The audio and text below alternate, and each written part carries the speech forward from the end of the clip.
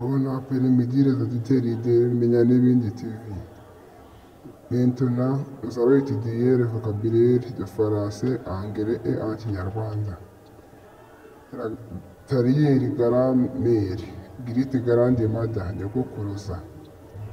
Tariyeri garapere, girite garande fada, sogokuruza. Ravi, opinion, igitekerezo. Amonavi, in my opinion, uko mbyumva. Avoir permission to be allowed to, kwemererwa ku. Avoir raison, to be right, gukora ibintu neza. Avoir tort, to be wrong, kwica ibintu. Urumva izi vocabulaire ziri mu gifaransa, mu cyongereza no mu kinyarwanda. Ubwo rero byadufasha dukomeze n'izindi vocabulaire. 1 rimwe E 2 kabiri 2 3 gatatu 3 4 kane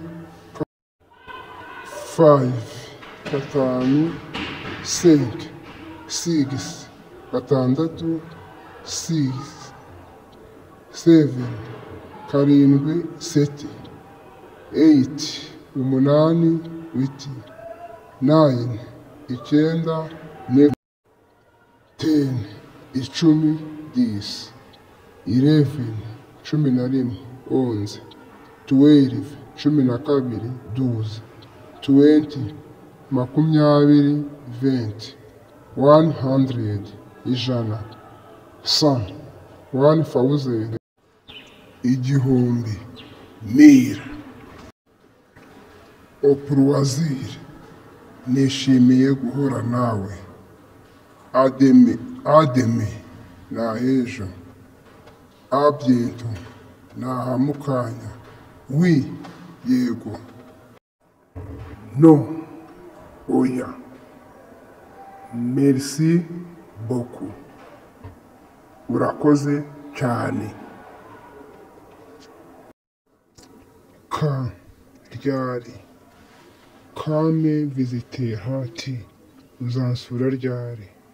Koma, gute. Koma testa mere, mama wawe ameze gute. Pourquoi, kubera iki.